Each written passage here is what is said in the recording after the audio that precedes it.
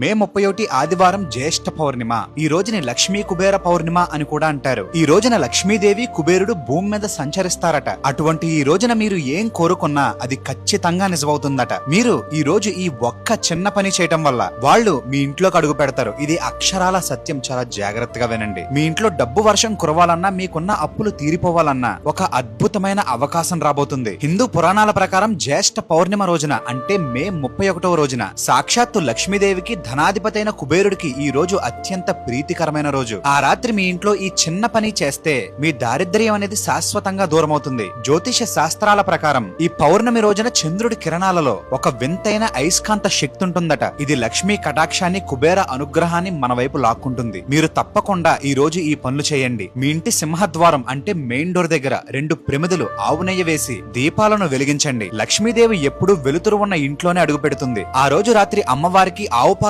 పరవాన్నం చేసి నైవేద్యం పెట్టండి. ఆ తరువాత ఆ ప్రసాదాన్ని మీ ఇంట్లో వాళ్ళందరూ తినండి. ఆఖరిది చాలా ఇంపార్టెంట్. మీ పూజ గదిలో ఎరుపు రంగు బట్ట మీద కొన్ని నక్షంతలు 5 రూపాయల కాయిన్ ఒకటి పెట్టి ఓం శ్రీం హ్రీం క్లీం మహాలక్ష్మియై నమః అనే శక్తివంతమైన మంత్రాన్ని 21 సార్లు జపించండి. పూజ పూర్తయ్యాక ఆ మూటని మీ గదిలో, మీ బీరువాలో పెట్టుకోండి. లేదా మీ షాపు గల్లా పెట్టిలో కూడా పెట్టుకోవచ్చు. ఇలా చేయటం వల్ల మీ ఇంట్లో ధనలక్ష్మి తిష్ట వేస్తుంది, కుబేరుడు తిష్ట వేస్తారు. ఈ కంటెంట్ మీకు నచ్చినట్లయితే జై మహాలక్ష్మి అని కమెంట్ చేయండి. ఇలాంటి మరికొన్ని ఆధ్యాత్మిక విషయాల గురించి అజయశ్రీని ఫాలో కొట్టండి.